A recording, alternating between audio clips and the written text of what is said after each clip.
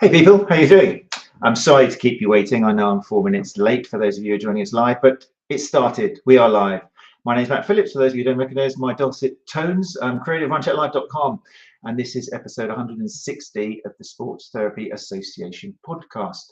Or if tonight you're listening to the Run Chat Live podcast, then it's episode 65. What the hell is this guy talking about? Well, because my very special guest this evening has got such an important message for not just soft tissue therapists, but also runners and people who work with runners. And I thought what I'll do is, I've done this a couple of times before, I'm going to upload tonight's recording, not just to Sports Therapy Association podcast, but also to Run Chat Live podcast, because they haven't heard from me for a while. So yeah, I'll be talking to both people. But then again, if you're a sports therapist or a soft tissue therapist, sports massage therapist, sports rehabilitator, and you're listening to Run Chat Live, then there's loads in both. They do kind of cross paths an awful lot. So check them both out if you're only familiar with one of them.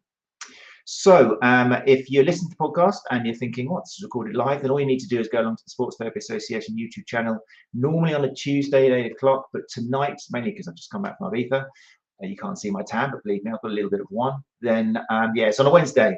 And people have already come into the live lounge. And if you do come and join us live, then I can bring your message and question or comment up onto the screen, like Penny from Soma Sports Massage Therapy has put just a lovely yellow smiley face to start off the evening. So there we go. Hey Penny, how you doing? Good to see you here. Nikki Mansfield. Let's see what Nikki's always got something very wise to say. Evening peeps, what a fantastic guest we have tonight. There you go, I told you. Jacko's awesome. Get ready to have your mind and lungs blown. Wow. Okay, well, there we go. Let's set the bench quite high there. Nikki for Jacko. Penny comes back and says, "What a great subject tonight. I was really looking forward to it all week." Thank you, Penny. It's really cool. And so on, and people are coming in. We've got Newly Sports Therapy, Gary Newbold. Great way to put your face, but there your presence is there. And that's something else you can do, guys. Just getting a little bit kind of business model now is it's a great way to interact, to network, to get to know each other, to get your logo up onto the screen. There's about 3,500 downloads, which isn't a lot for a podcast, not quite at Joe Rogan level yet, but pretty much everyone who listens to this is going to be a soft tissue therapist. Otherwise, I'm not quite sure why they're listening to it. Then we've got a few physios and chiros and osteos and that sort of thing as well.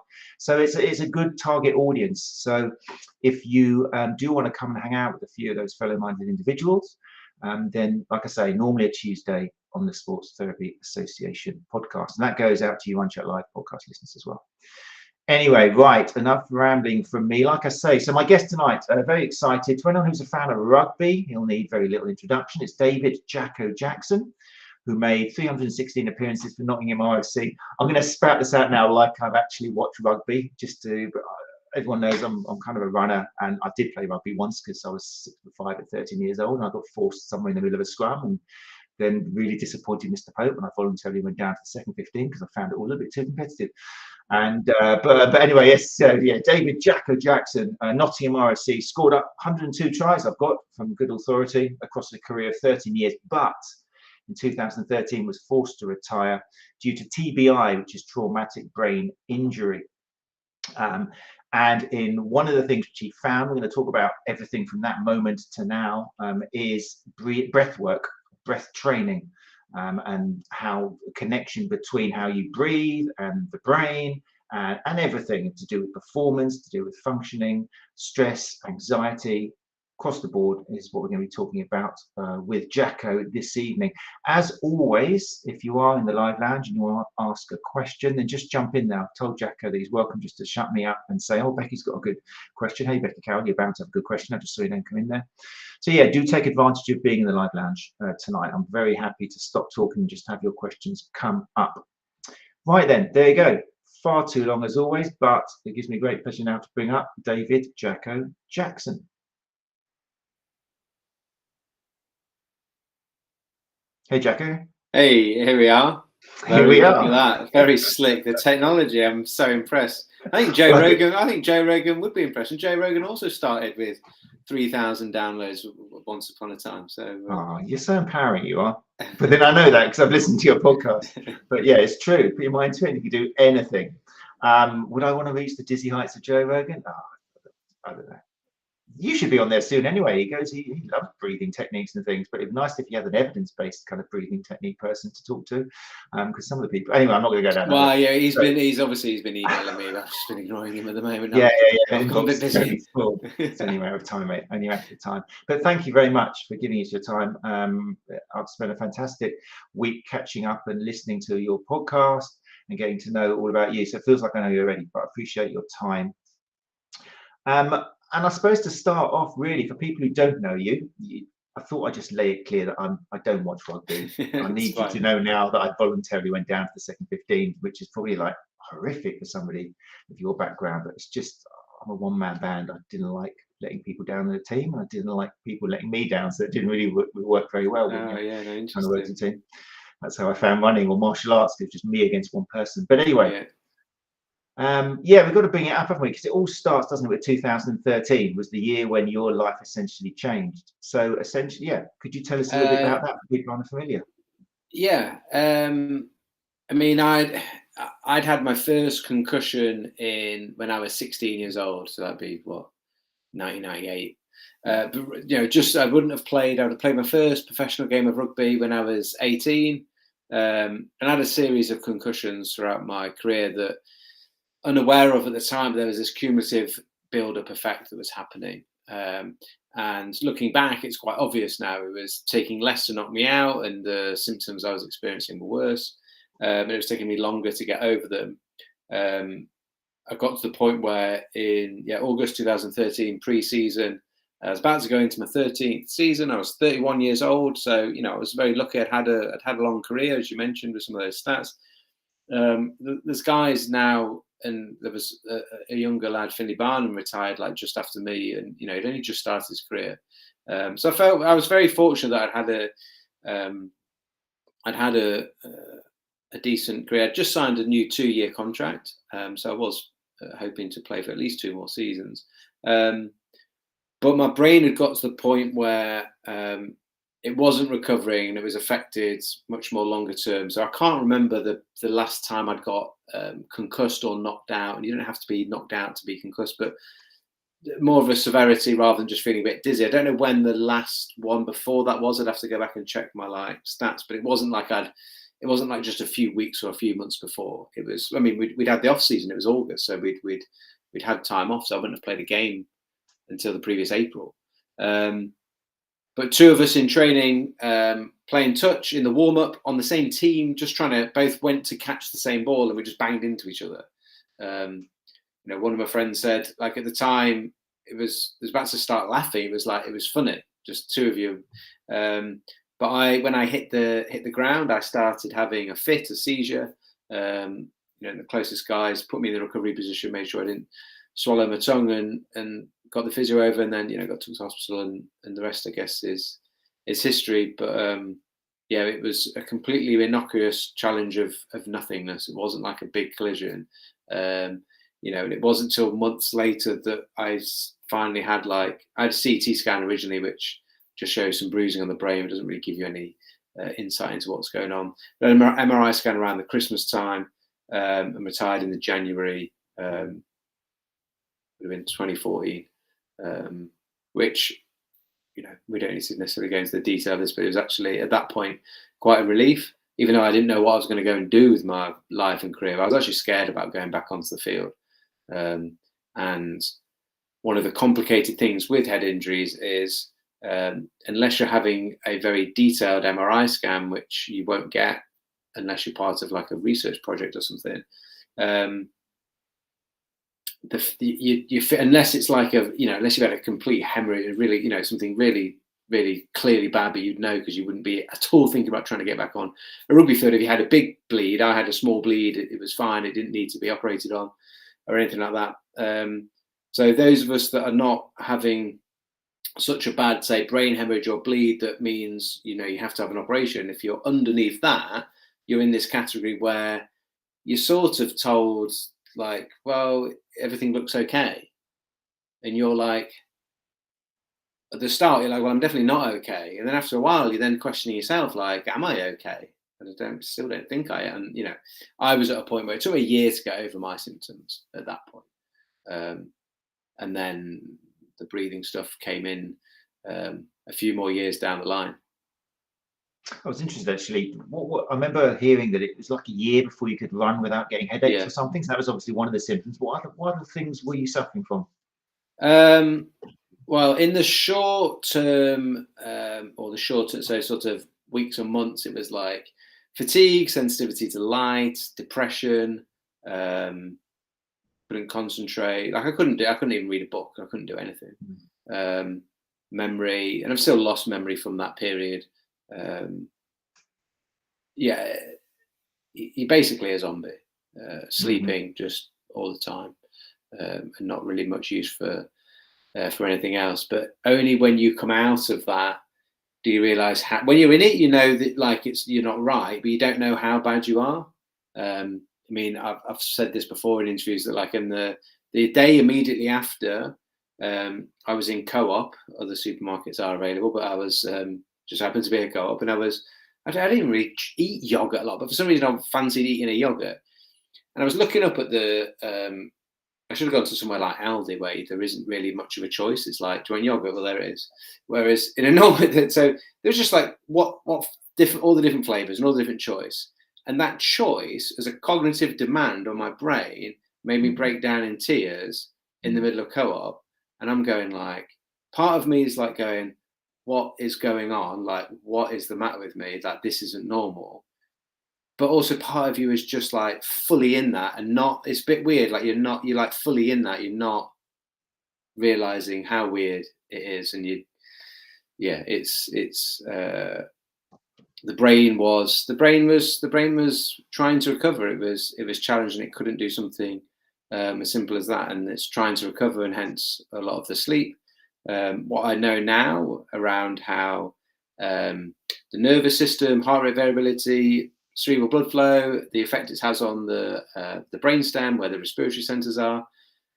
What we know now is that the advice I was given was like, okay, so let's just don't stimulate the brain, don't do anything, sit in a dark room and just don't do anything, don't look at anything. And you're like, well, even if I hadn't had a brain injury, that's going to leave me with some severe mental health problems regardless. But you add into the fact that you're like, okay, I'm retiring from the sport that I love and is all I've really sort of known, and your identity is wrapped up in that, so you got all that sort of stuff, as well as like, how are you gonna, your contract's just been ripped up, it's Christmas, how am I going to pay my mortgage and have, there's all that stuff on top as well. But we know now that actually there is something that you can do, even when you can't do anything. You can start working on your breathing, which will work on your nervous system, which will also work on the cerebral blood flow and the oxygen supply to the brain, to get your nervous system and the oxygen delivery to the brain to a place where you will start to be able to recover better. I'm just one data point, but I've had a scan now 10 years later that shows my brain scan is completely clear. There was a scar on my brain before from the seizure and the small bleed that I'd had. That's clear. And I know that, okay, I've tried to live a healthy lifestyle. I'm interested in various different things that would be beneficial for brain health. But the one thing that I've really delved into, because when I came across it and I did the assessments on my own breathing and realized, I didn't know I was terrible at breathing. Like, this is a bit of a weird thing. And there's this link between breathing and brain injuries and brain health. Like, okay, that's something I need to, that for me was a very clear and obvious and simple one to go for, rather than normally the ego gets in the way when you're terrible at something. You like go, but it was like, yeah, my ego didn't like being bad at breathing, because you think, gosh, breathing, that's like fundamental of life. And if I can't do that well, then that probably is a problem, and the link to the brain injury. So yeah, I sort of, as many people do, once you have a little peek in Pandora's box, and if there's good reason for you to be invested in that, it's difficult to turn around and walk back out and leave it alone, because once you've experienced the positive effects it's going to have on every part of your body, physically and mentally, then you can't not sort of, you can't unhear what you're, I'll often say that to someone. It's almost like an apology after I do a first session with a client. It's like, right, sort of an apology of like, you've heard it now, so like you can't not think about it. And not that we then get, we don't want people to be obsessed about their breathing, but once you've heard and once you've also understood, and then once you've, physically we do some stuff so they can feel some differences, it's like, okay, this is being aware and working on your breathing is something that you will have that now for the rest of your life. And that's powerful. It's life-changing. So from what you said, there is definitely still a void of information and a lack of care for people who have had some kind of collision, whether it's being diagnosed properly or whether they're just aware of it and maybe they weren't looked after properly. There is information now that, because one of the things I mentioned to you off air is a soft tissue therapist, even, I hate saying even because it sounds like they're at the bottom of the pile, but like something that sounds as simple as a sports massage. Well, let's face it, somebody who's down and having maybe potential symptoms from concussion is going to go, I just want to get away from it. I want to go somewhere dark for now and just feel good. Bam, massage. So if a massage therapist has got this information, just going, wow, I listened to this podcast the other day, and you know what? Have you thought of breathing exercises yet? This is something which could change that person's life, because the chances are they haven't been told about it by the consultant or the person they went to see at the hospital. Yeah, and you actually, one of my worst brain injuries, about 5 years before I had my last one, the one that ended my career, won't even be on my record, because what happened, as well as having 2 bad concussions in the same game, was the second one fractured my cheek and eye. I had a triple fracture of my cheek and eye socket and had to have that pulled back out, and it was supposed to be plated, but didn't need it in the end. So I got taken to hospital and operated on and dealt with, because they could see this big hole in my face. The brain injury and the double concussion, which is really dangerous, wasn't even just still, it will for never, that will never be on my record. And it's because when we have a physical, it's still physical, but when we have like a more superficial injury that we can clearly see and treat, like clearly I'm glad that that was treated as well, but I remember getting back to training.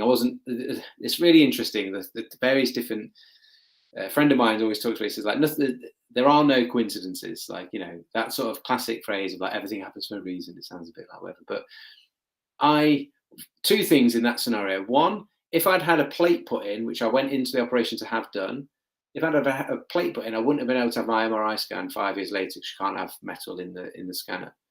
So the fact that when the surgeon pulled it out and it just stuck in place, and he said to me afterwards, "Oh, I didn't need to put a plate in." And he sort of gestured that he was like smacking my face to check that it was stable, and he was like, "Yeah, it was stable, so it's fine. It doesn't need a plate." I was a bit disappointed at the time, because I was looking forward to going through the scanners at the airport and sending them off and being like, "Yeah, it's good, I got my plate in my face." And I, having had that injury, going back into, I wasn't allowed to do any contact for 6 weeks because of that injury, which actually gave me 6 weeks of no contact, which was going to be then good for my head. I remember doing a fitness session, so I was allowed to do, fitness training. I was doing a fitness session. Now at that point, I was literally like the fittest guy in our team, and I could not keep up with like the least fit. I was struggling big time. I remember sitting down with the fitness coach and the captain. I was like, I feel horrific. I was like, I don't know what is wrong with me. And just sort of put it down to, well, I'd had a general anaesthetic like the week before for that operation, like just put it down to that. I wasn't even at the time thinking about the 2 concussions that I'd received. And look, I'm still, I guess someone would say, I'm still speculating now that it was to do with that, but I'm as close to 100% certain that's what it was. I was still suffering with some post-concussion symptoms. But again, luckily that I wasn't cleared because of needing the operation on my face, on my cheek and my jaw. I wasn't cleared to play. So yeah. Okay, so yeah, so still definitely avoid. I should say now we were going to have, people might have seen on the advert, especially STA members, Keith Burnett, STA regional rep, was going to be with us here tonight. I was very excited because Keith is England University's rugby league sports therapist, and he's a doctorate student in neck injury management rugby players. He's actually got a book coming out soon. He's going to be the guest next week, but unfortunately, last minute thing, he couldn't come tonight. But yeah, he's devoting his life into specifically neck injury management in rugby players, because he says again, it's avoiding information. People aren't being trained from pitch side to at hospital in what to do, what to look for. So he'll be talking about that next week. So anyway, Keith, don't worry about not making tonight. We'll look forward to seeing you next week. There's a good question from Becky. Becky, I told you that'd be a good one. So bring it back to basics. Yeah, do the basics well, solidify the foundation, the rest will follow. The problem we have, or a potential problem we have, is people don't know what the basics are and are also confused about what the basics are. So an example being like someone saying, take a deep breath. And when they take a deep breath, they go, and actually what that is a big sigh. And it's an upper chest, vertical movement. It's a mouth breath. And it's actually, it's getting close to what we would call like a CO2 dump, where you're like getting rid of carbon dioxide out of the body, which when it's elevated really high can be beneficial for a sports person, like a rugby player that I work with. But generally speaking, like you can, normal levels of CO2 within the body, around 40 milligrams of mercury pressure. So don't worry about the unit, just 40, I think of it's thought. You can offload in one big breath, something like 7 to 14 milligrams of mercury pressure. So you can drop that 40, like you can take a third off it in one breath. And that's not a good thing. Carbon dioxide is, when we talk about like what it would be beneficial related to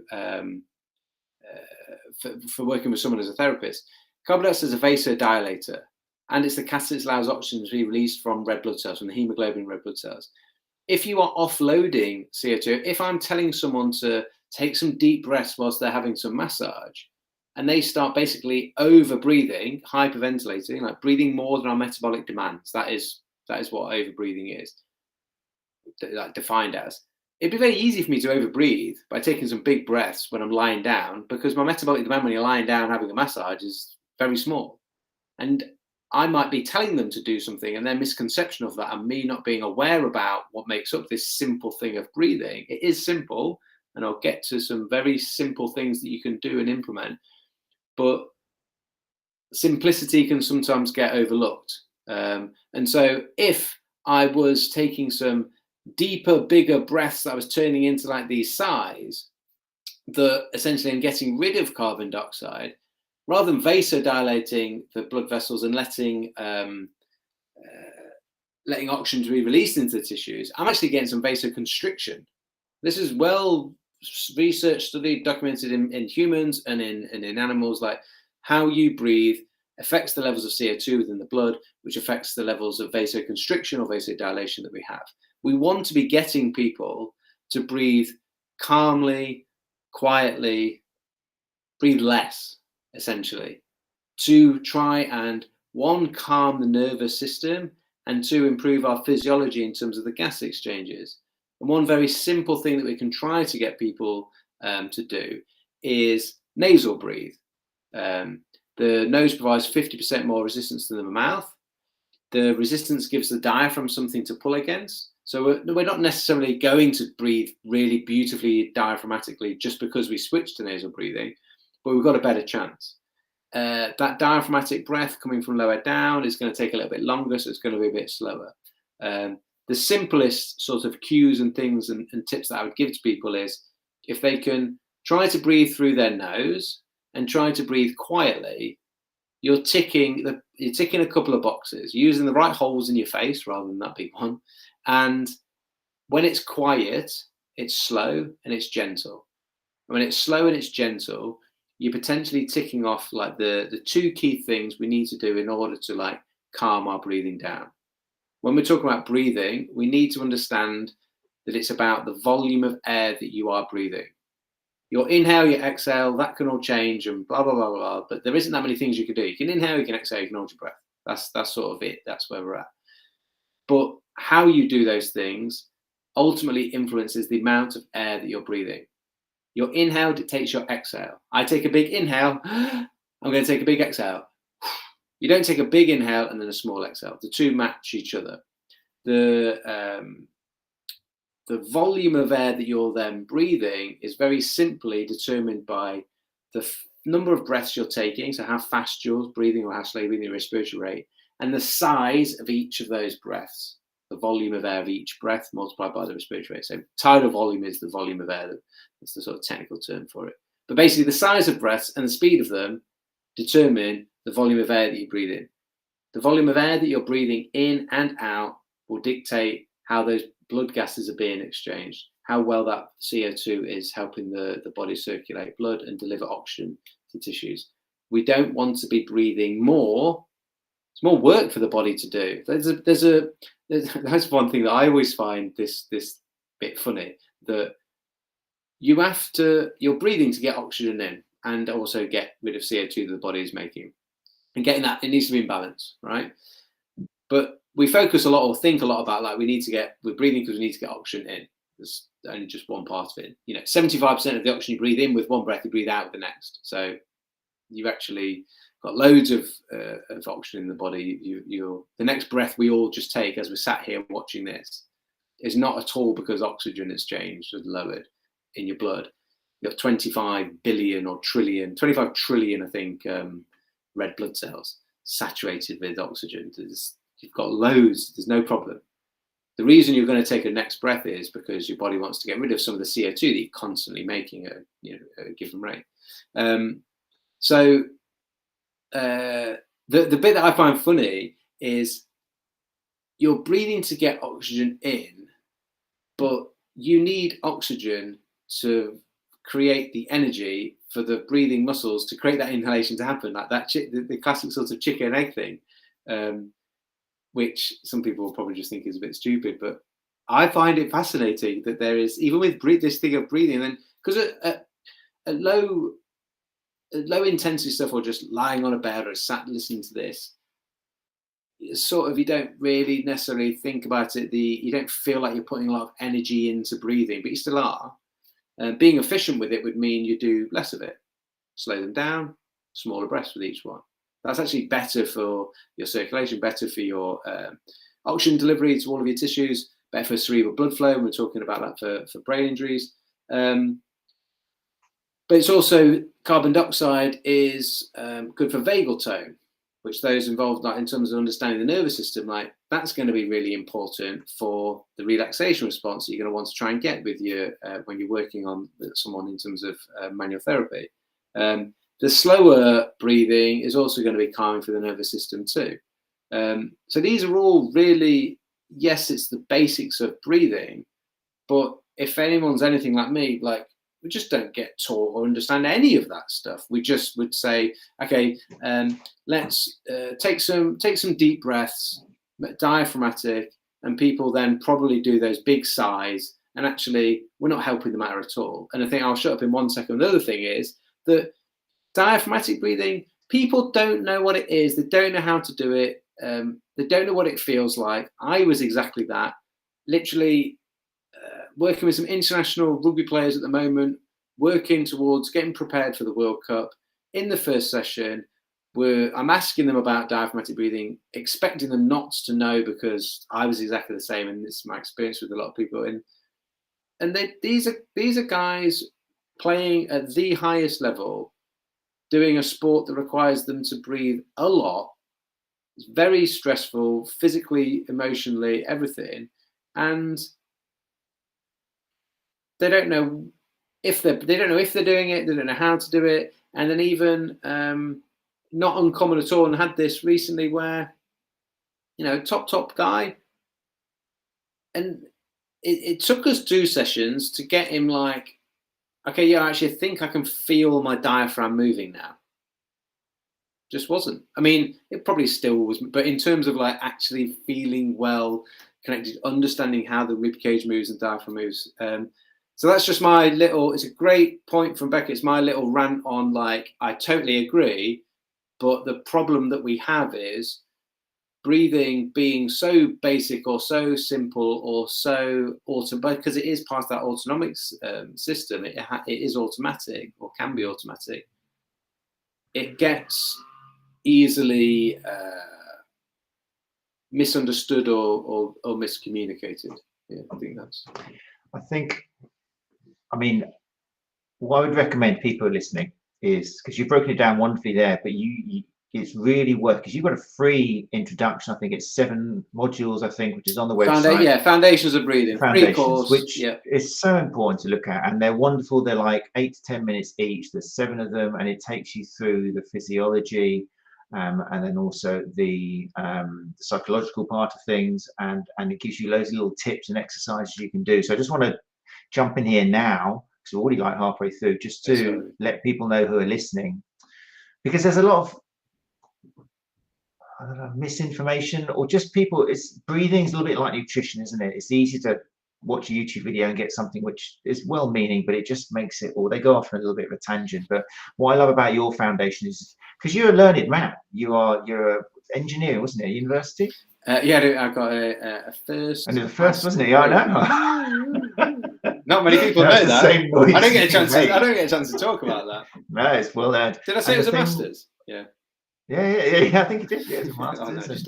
I'll make sure that goes to the show. Oh, don't I? It should find you. But one of the great things, and obviously it's my bias as well, is you love the research. You're not afraid to get stuck into a paper, but you're also really aware, and we chatted a bit like this off air, that there's a problem today where people think that evidence-informed or evidence-based is just do what the research says. Well, if we just did that, we wouldn't be doing very much, because evidence-informed is yes, looking at what the research says, but then also listening to what the client wants, looking at expectation, understanding contextual effects, and all these other wonderful things as well.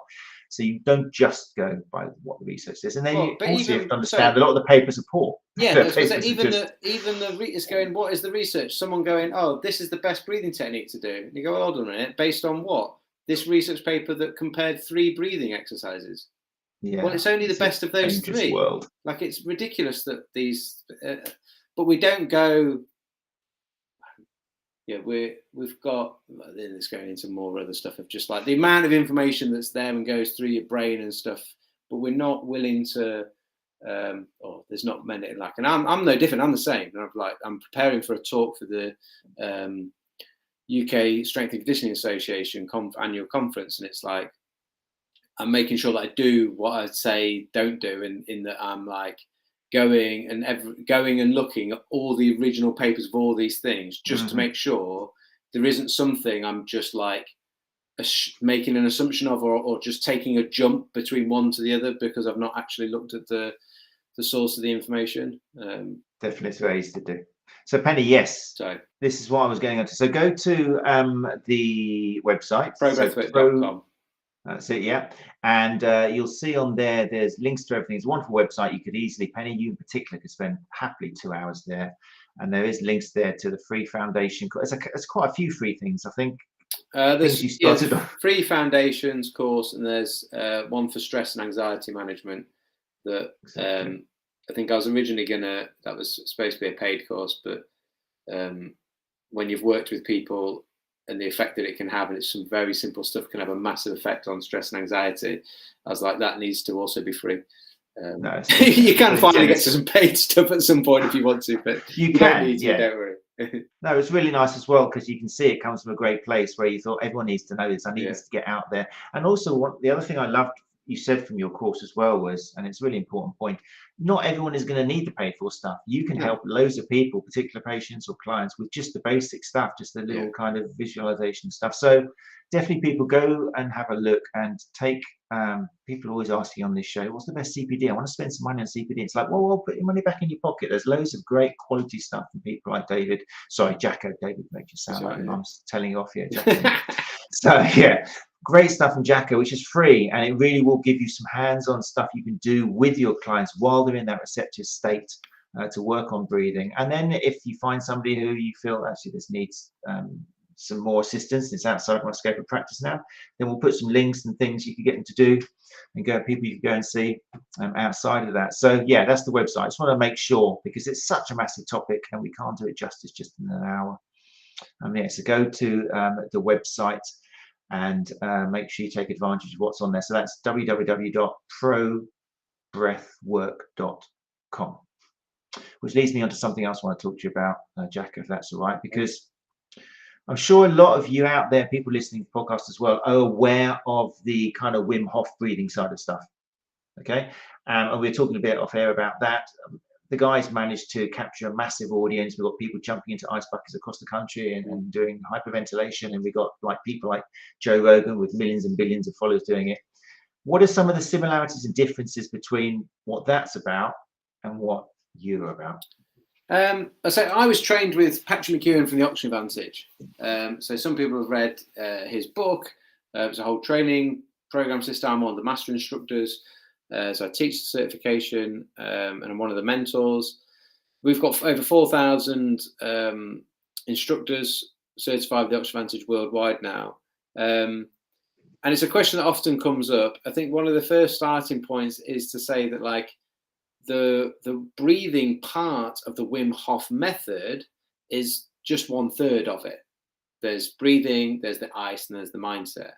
And then the other bit is, like, the breathing part is just a tool to try and make some physiological changes to the endocrine system, the immune system, as an upregulator. And it's been studied, and it clearly works, and it's been shown to work, and that's, no one's arguing that. The differences come in that it's not teaching you anything about functional breathing, about the biomechanics of breathing. It's not doing necessarily anything for our CO2 tolerance or our body's chemosensitivity to carbon dioxide. And during the hyperventilation part of it, some downsides that could be, you can, if you've got poor breathing mechanics and then you hyperventilate, you go hard at it, you're exasperating some bad movement patterns. And no different. I've got an S&C background, so a strength and conditioning background. I look at the biomechanics, the mechanical part of breathing. It's a movement pattern, and look at it like no other. If you overload a bad squat pattern, someone's going to get bad knees or whatever. So no different. As you're doing that hyperventilation, you're offloading CO2, and each round of hyperventilation that you do has a compounding effect, and you can leave that session with a lower baseline CO2 within the body than you started with, which isn't going to be good for your body's tolerance and stuff. And there's some misconfusion around, like, acidity, alkalinity. We don't need to go into that for this, but there's some bits that's just not, people are misunderstanding things. Your body wants to keep pH of the blood between 7.35 and 7.45. If you had it without, no, I won't go into that. It's one of those ones that you so many do this, you'd be like, shall we? Have we told them about that really exciting thing? No, we'll save that till next week. One of the things these people will be familiar with, I say these people, but anybody who's kind of studied what we kind of call level 3 anatomy, like a lot of the sports massage therapists will have done their kind of 8 or 9 body systems, and they'll be familiar with that kind of picture of the medullary respiratory center, and they'll be familiar with how this kind of peripheral and centro chemoreceptors and that, but and how it's actually measuring CO2 acidity. But talk us through that again, because it'll be some ground people remember, but I don't think people made the connection. As something you said earlier on, we all think that oxygen is what we depend on to live, and CO2 is the enemy. We just need to get rid of it, and it's all, breathing is all about getting that oxygen in. And you kind of touched on it earlier on, that that's only part of the story, and I love the way you said actually a lot of what we breathe just goes out again. But it's the CO2 which defines us to continue breathing and also our performance. So so and probably nicely, so in terms of what we're trying to teach with the 𝐤𝐸 Advantages, we're trying to improve the mechanics of your breathing, we're trying to improve your chemosensitivity, we're trying to improve the way that you breathe when you're asleep, when you're awake, when you're doing sports, when you're trying to recover from sports. We're trying to work on your breathing, the whole shebang. And that's only answering the question that people ask about the comparison with the Wim Hof method. But it's an unfair comparison.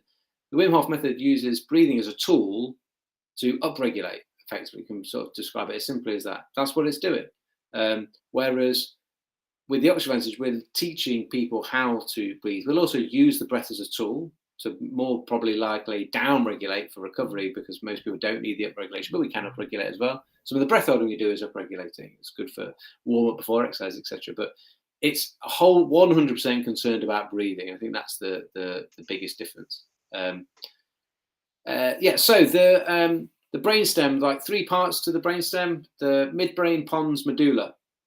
The respiratory centres, as we know at the moment, but we used to think the world was flat, are in the medulla, in the pons.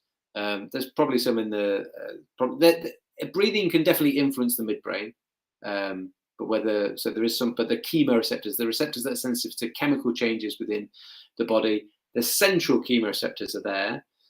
They're primarily or preliminarily responsive, or most responsive to changes in carbon dioxide and pH of the blood.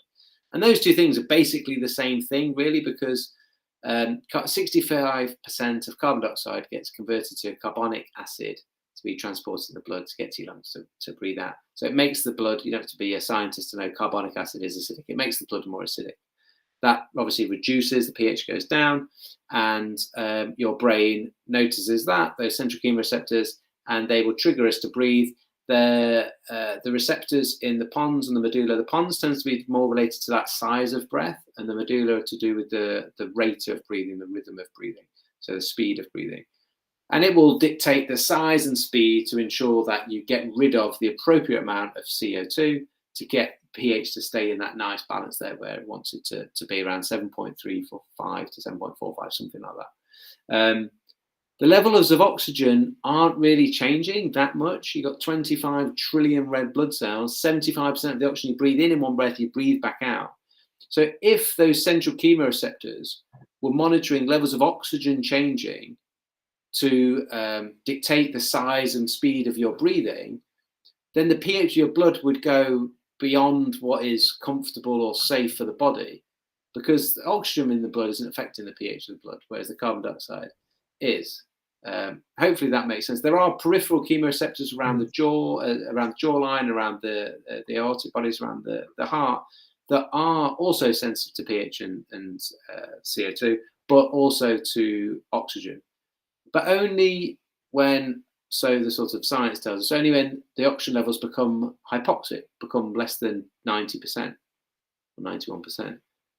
Then they start to, and you only get to that point if you've either got some sort of like respiratory problem, or you're purposely holding your breath to create an adaptation.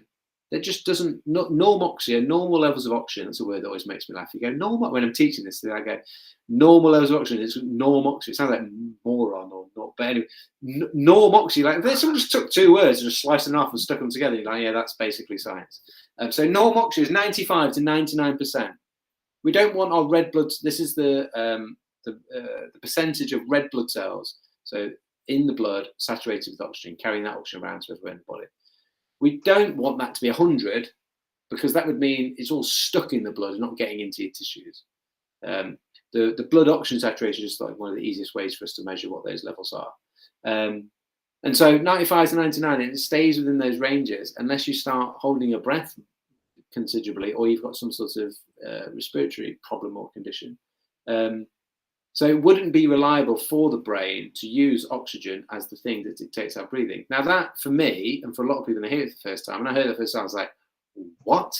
Let's just read that bit again in the book. Like, what? Like, I thought breathing was about oxygen. I mean, not, and it is about oxygen, clearly. And how you breathe, the mechanics of how you breathe, and the speed at how you breathe dictates how easily that oxygen is uptaken within the blood and distributed around the body.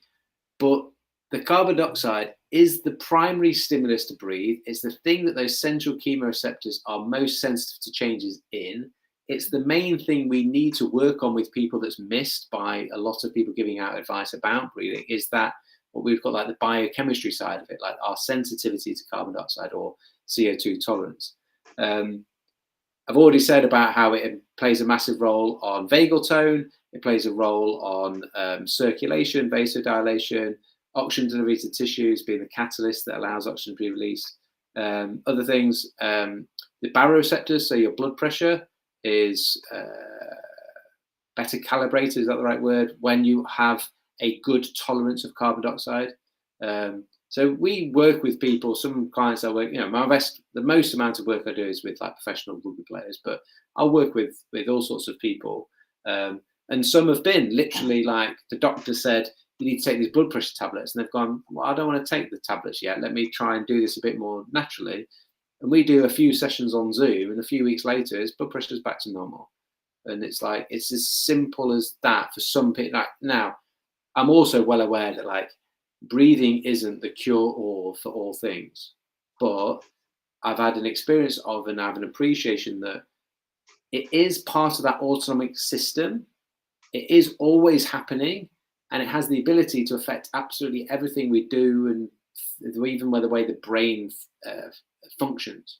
Like physiologically, you could be more susceptible to feelings of anxiety when you're more sensitive to carbon dioxide. But again, that's like a thing that's been proven. So it affects literally all of our physiology and even our mentality. So it's definitely somewhere to start.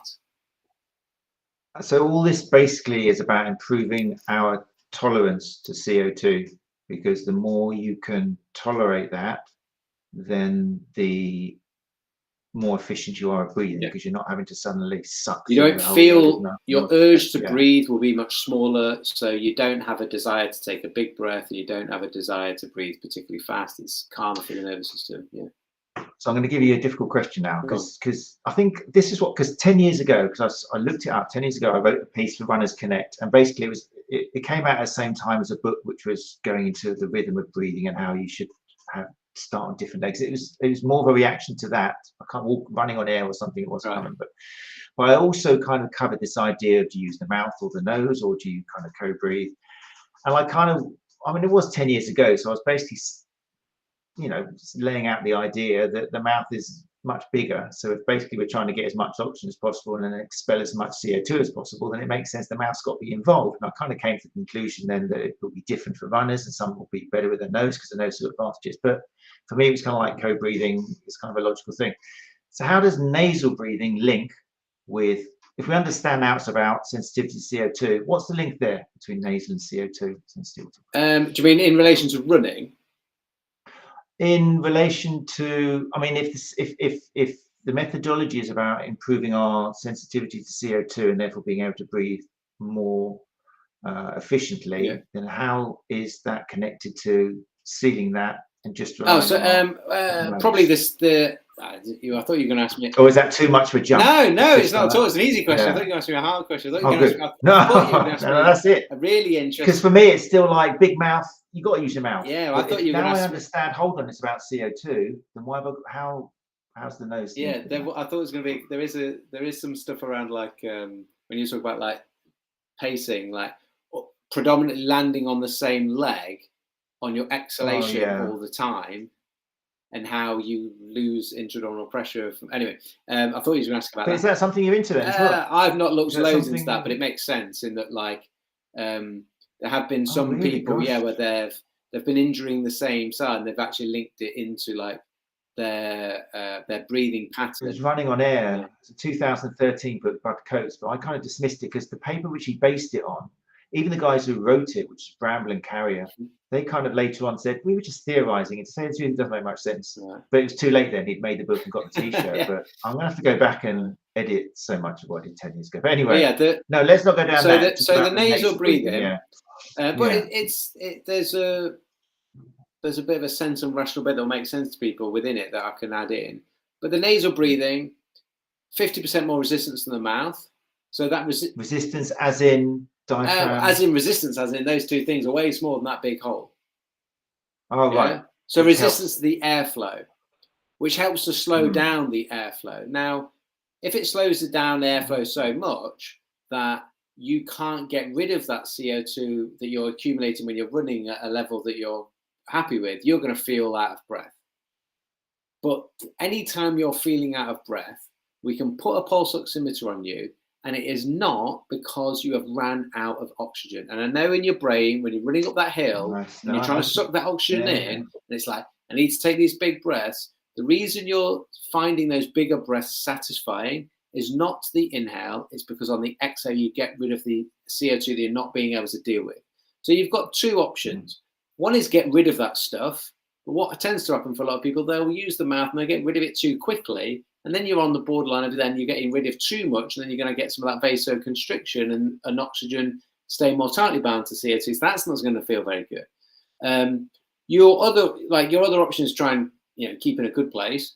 But you've got to train it. Part of training can be resisting that urge to take those bigger breaths and just try to keep the breath calm, which the nose can dictate your pace of this. But effectively, just gently force is probably too strong a word, but you're going to keep a bit of that CO2 inside, keep that urge to breathe, psychologically knowing that that is CO2 building up within your body, and you can use that time in a training run to actually help improve your tolerance of it. That will build up your capacity to control your breath. Your CO2 tolerance is related to your ability to tolerate lactate, because it's the same pH regulation that your system that you're working on. It can help with lactate clearance as well. So you're building up your body's ability to deal with like some potentially higher levels of exercise. Does that make sense? It does. That's brilliant. Why? And I'm rushing the questions now, but it's because we're really getting to the crux of things now. I'm trying to play devil's advocate because I want people to start thinking now what they're going to do when the runners, for example, start saying, obviously this sounds okay when you're working at a lower level, and a lot of critics will say, yeah, this is fine. Like when I'm listening to you, I'm just breathing through my nose in and out, and it's very relaxing, and it's great. But if I'm like, I went out today and had a little run, and I had you in my head, and I was thinking, let's try it.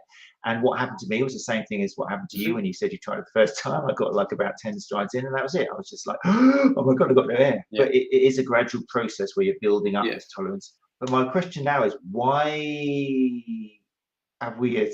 why don't we naturally do that through evolution? Why doesn't it come naturally if that's a more efficient system? Great question. I'm just going to add something in.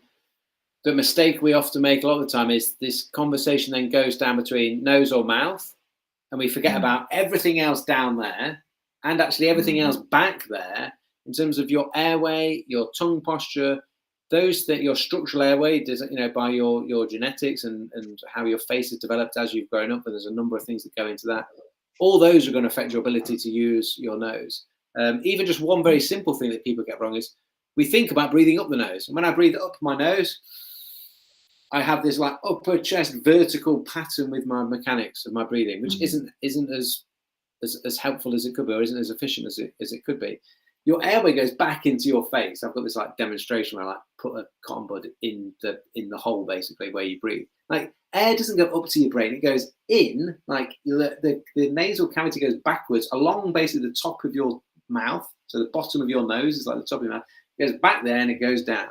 And if you just think about breathing into your face rather than up your nose, for a lot of the time people go, oh wow, like thinking about breathing into my face, I'm now, rather than lifting up here, I'm feeling like this stuff expanding out. That's a really good So my point on that is that, yes, when we went to nasal breathing for the first time for our running and it felt horrendous, chances are our mechanics were terrible, our tongue position would have been terrible, our airway was probably compromised, and psychologically we were still thinking, we didn't know what that sensation of air hunger was. We thought it was related to oxygen. Our nose was probably really blocked as well because we haven't been using it. So we've got a load of snot coming out of there, and it's just not a good experience. And then we're getting everything else wrong in terms of our mechanics, in terms of our airway, in terms of our tongue position, which affects it. And it's not just about nose or mouth.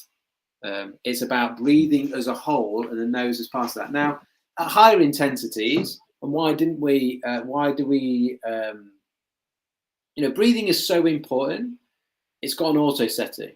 It's also got all these other elements as like get out of jail free cards. You don't have to use your diaphragm, you can lift your rib cage up. We've got these accessory breathing muscles. You've got another hole in your mouth, a hole in your face that you can use to do other stuff. Your primary job for your mouth is talking and eating. It doesn't provide a any of the things that the nose does in terms of like respiratory health and breathing and quality of breathing, but it's there as a bigger vessel if we need to. So you can have a problem, a stressful situation, or like a level of where CO2 becomes so high that we get to trigger a panic attack, and that's your body's like protective system, override system in the brain that like makes you breathe out quick to get rid of CO2 that could be to dangerous levels. Now, when I'm exercising at a higher intensity, there's a few things. Some is my sort of, let's say, calculated. I was going to say opinion, but I wanted to be sound a bit better than opinion. But basically, there's a study done last year that showed there was over 2,000 people screened of an athletic population, whatever that means, but people involved in sports and exercise, and 91% of them, in terms of the mechanics of how they breathe, were defined as being dysfunctional breathers.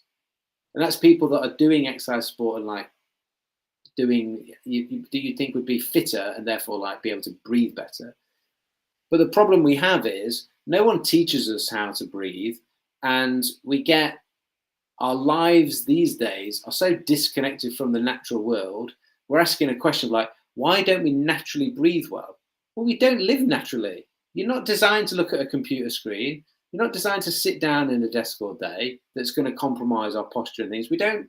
We spend way too much time stressed, which is linked into changing. Literally, the stress is going to influence our nervous system, which is going to influence the way that we breathe. That's a natural process. But we're spent time disconnected from the natural world, and there's other things that really compromise our airway in terms of like the facial structure, whether we're breastfeeding as children, the type of food that we're eating as children, whether the jaw is developing. That all affects your airway and all affects how easy it is to breathe for your nose. And all those things that we're doing that are unnatural are making us poor at naturally breathing well. And naturally, I've never explained it like that before. It sounds bloody obvious now to me as to why we're not good at doing that natural thing. So we don't do anything bloody natural anymore.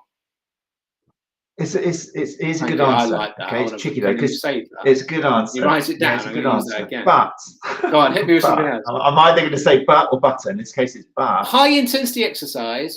I got some international rugby players I'm working with. They are going to use their mouth, and I'm going to tell them to use their mouth. Well, I'm going to tell them it's important. Like, what's the worst type of breathing? And for a sports person, what looks like the worst type of breathing? Yeah, mouth panting. That video. That's so true. Teaching them to ensure when you use your mouth, use it well. When you use your mouth, you don't let everything else go to cock. You mechanically breathe well. You understand your respiratory. You understand those basics, a bit like Becky was talking about.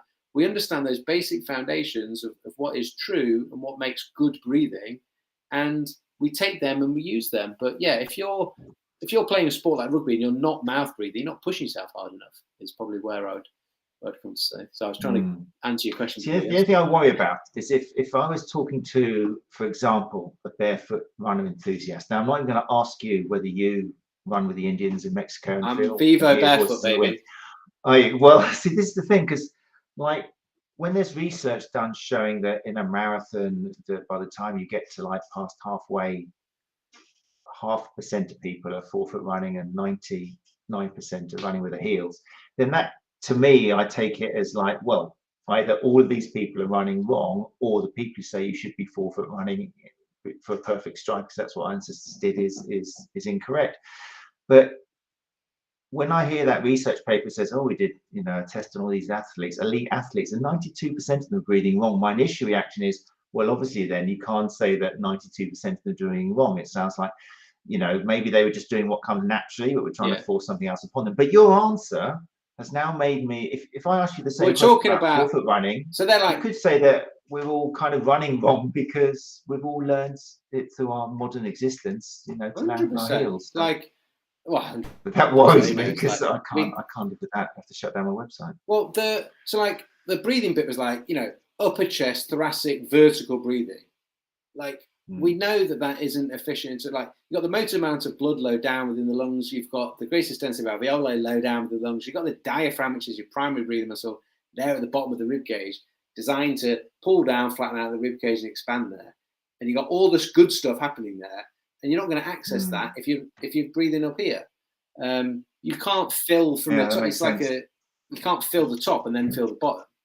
So when they were breathing wrong, these people, but the running thing, what were they commenting on though? When they said they were breathing wrong, it wasn't just they were breathing through their mouths. It was to do that was with, so that was the mechanics of how they were breathing. Yeah. Okay, fine. Yeah. Okay. But the running thing again, it's probably like the natural thing. Like,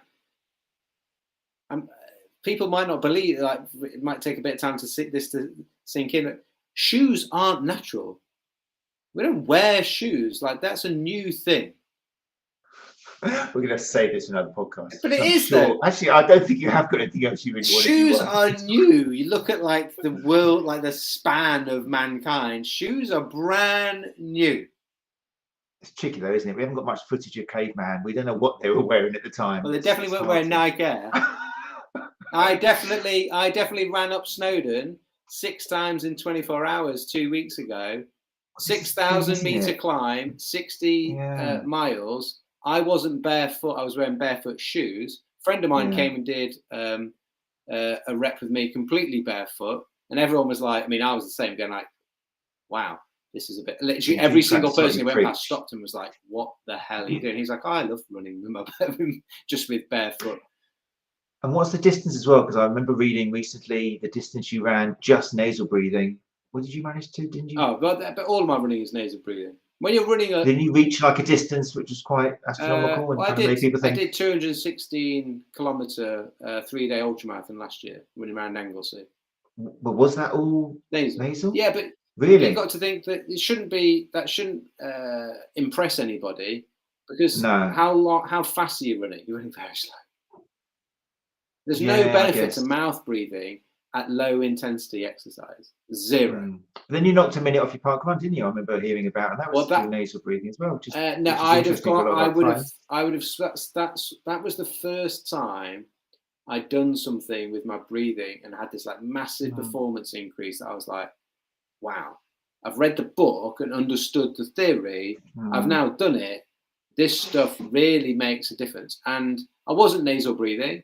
It wasn't the pace I was running a park run at. I was running like a 20-15 park run, so 20 minutes 15. I've been trying to break 20 minutes for ages. And my training for park run was 0. I turned up at park run each week. That was it. So I had no right to try to get better because I didn't do any training. I didn't do any running in the week. I just turned up at park run and did my running. And I knocked nearly a minute off. I was like 19. So my PB now is like 19:20 or something. So from 2015 to 19:20 or something like that.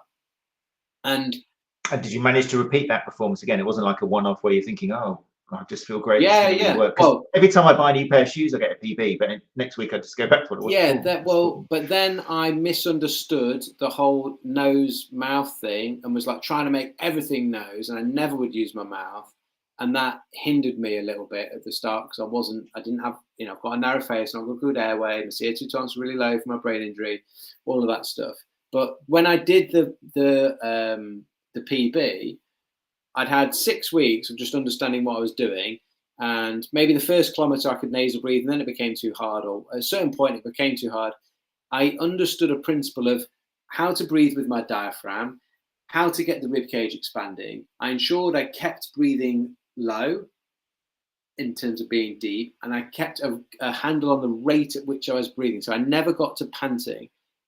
Because that tidal volume, that speed of your breathing, dictating that volume of air they're breathing, keeping a handle on the speed at which you're breathing makes your breathing more efficient and optimizes your ventilation because you waste less air in dead space. That's dead space is an amount of space within the lungs that you can't occupy. And when you breathe at a faster rate, you're wasting more air in dead space. So all I did was when I had to go to mouth breathing, I kept breathing, focus on breathing low down, kept taking it bigger and trying to just keep a handle on the speed at which I was doing. So slightly bigger and slightly slower breaths than I would sort of automatically wanted to go to. I actually crossed the finish line a bit disappointed. I didn't look at because I didn't think I'd done that well. And when I finally looked at my watch, I was like, whoa, what? Then it was like, okay, this is, it was cool. It was cool. Right. Well, there's so much there. It is 8 minutes past 9. I could talk to you for hours. I'm sure you've got other things you need to do, like put up your certificate to sleep. And And that's something else we haven't talked as well, isn't it? There's sleep, yeah, breathe, yeah, sleep. like the effect of sleep. There's so much more we could talk about. But my aim was for our listeners to be hooked in and interested enough to look at, like I say, a lot of the free resources you've got on your website. And then obviously there's courses, there's membership as well for people who get into it. And there is work to be done. For some people, you can make some changes very quickly. You've made that clear, and you might not need the whole shebang. But for whether it's to do with, because we've gone nicely from a head trauma, recovering from that, just into somebody who's just trying to improve their daily living or performance. It's all connected, isn't it? And you've discovered that yourself through your own experience. So there are courses people can do. And also Nikki's such a good PA, and she mentioned, she's great. Ramping. She mentioned she's not my biggest supporter, which is your free online. She's your biggest fan, Alan. Yeah. So Gary Jacko does a free online introductory live Zoom every now and then, where he takes you through it interactively. Highly recommend. Thumbs up. He also has a live Zoom breathe every week for members. So for members, there is a regular. Yeah. So I do a weekly. I do a weekly customers, but look, I'm not here to sell anything other than the fact that breathing is important, and you can improve it. And the free foundations course, unless you're like looking to like absolutely maximize your like sporting performance and recovery, you don't need any of the more complicated courses. Like, you just don't. That's me like being the opposite of a salesman. You just don't. The free foundations course, everything's there that you need to improve your day-to-day breathing, your understanding of breathing, understanding it enough to be able to teach some very simple things to your clients. The stress and anxiety one is there for people that struggle on that side of things. And then I've done a 2-hour seminar on the specifics for the brain injuries and concussions, and how to assess your breathing after post-brain injury, what it means, how to work on the breathing and heart rate variability to help with that, and that's all free there as well. So go fill. That recent seminar, that's still on YouTube. It's on YouTube, and the seminar, as well as being on YouTube, it's on the Pro Breathwork platform. It's on the website with the presentation and the exercises that you'd need to do from a concussion perspective are also there as little tutorials, so you don't have to watch the whole 2-hour thing. Pro Breathwork is also an app as well. There's a Pro Breathwork app on so the web. Yeah. It's of course we've been talking about it's just the app is so much information. The app version of the website is amazing. And then we should mention as well, because it's Lucy Williamson who brought us together, who was a guest on our show back. What number was it? I did write it down. It feels like it was about 8 weeks ago. Let's bring it up anyway. So just bring it up. People can't see this. If this is a podcast, you can't see this. But there's Rooted Life, another website which you're involved in, but it kind of encapsulates what you've kind of opened up with, like getting back to nature, links with nutrition as well. Tell us a little bit about what that's about. So Rooted Life is an organisation that originally me and my wife started. We've done some events that Lucy is part of our team of experts. We've also got Dr. Sally Bell, who is has been a GP for 20 years before sort of working more what's the word, like working privately rather than working for, she used to work within the NHS, and so there's a number of us that have all sort of combined together to look at like how do we live a more natural life, how do we live a more rooted life, connecting with nature, connecting with self, connecting with others.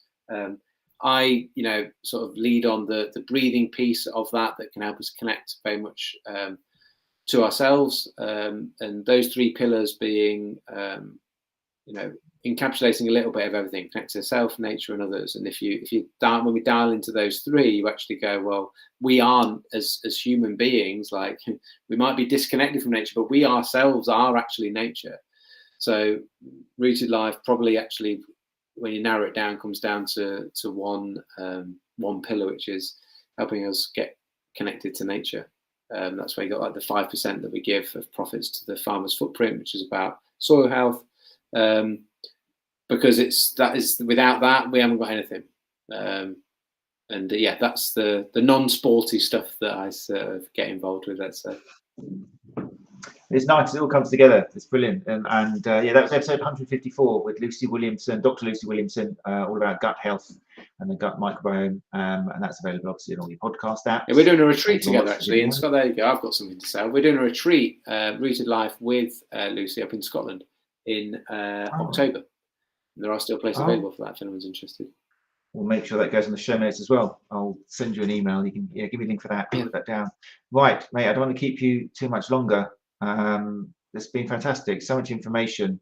Really, some things I've got to get my head around. And people Run Chat Live. I've got to go back and contact Runners Connected. So it's going to change something 2013. But yeah, that's the beauty of it, isn't it? And that's what we're always saying on the show. Things evolve, and if you're still preaching what you taught 10 years ago, then something's going wrong because things do evolve. So I've said it already. Like, we used to think the world was flat, and like, apologies if anyone still does think that it's flat.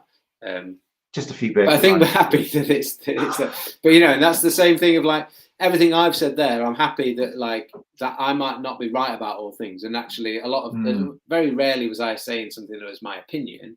Some stuff is experience, having worked with a lot of people, but the other side of it is that it's what other people have already like discovered within the science and within the research. And once again, I mean, we've had a few guests on like this now. I mean, it happens quite a lot. People suffer. We've had guests on who have suffered from eating disorders, and people have suffered from endometriosis and all sorts of debilitating systemic diseases and things. And you've turned your personal suffering and that anguish of 2013 onwards to, right, I'm going to help other people now. I want other people to be better informed if they go for the same thing, maybe for it to be signposted earlier on. So, you know, we narrow that chances. So I thank you for that as well. Because that's a really powerful thing when you can do that. So thank you for that, Jacko. It's the only way. Right. People who joined us live, thank you very much for your questions.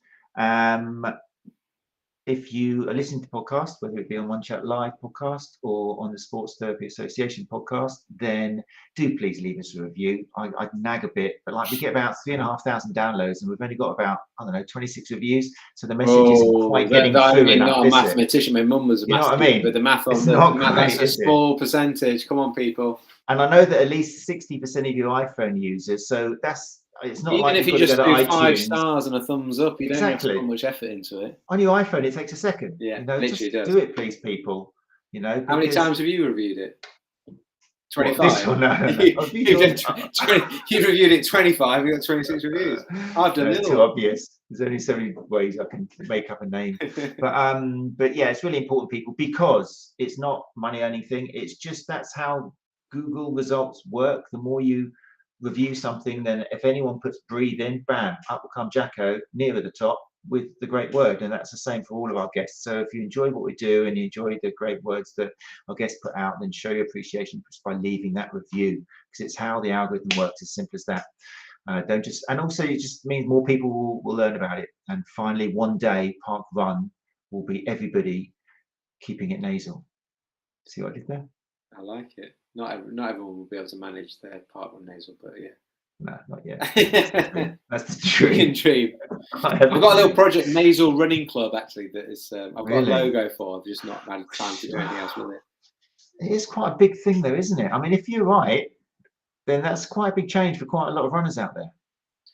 For recreational runners, there isn't a conversation. Really? Well, because what's a recreational runner doing it for? They're doing it for health and enjoyment. Well, no, they're not. They're doing it to get a PB every single Park Run. Well, then we need to talk about their psychology of that. That's exactly ridiculous. They're not. What I'm saying is they're not trying to win the Olympic gold medal. No, it's true. And therefore, they need to. We need to visit the whole other podcast. You know what I mean? Like you think you're doing it. Like I do exercise to be healthy or be fit or whatever, and it's like, well, then use the correct hole in your face to get the air in and out that is healthy. There you go. Use the correct hole, people. Right. Don't press any buttons there, Jacko. I'm just going to say thank you to you in a second, but I'm going to shut the live lounge out now. If you're listening, you want to join us next week, then hopefully, if he's well on his feet, Keith Burnett will be with us, England University's Rugby League sports therapist, to talk about what we've talked about tonight. Actually, we'll have a nice chat with Keith about that, and also talk about his doctorate student in neck injury management rugby players. He's got a book that's coming out as well, which has been very challenging, but that is coming out soon as well.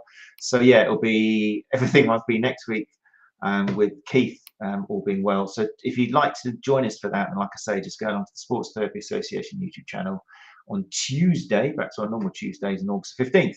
But until then, yeah, thanks again to Jacko, and take care, people.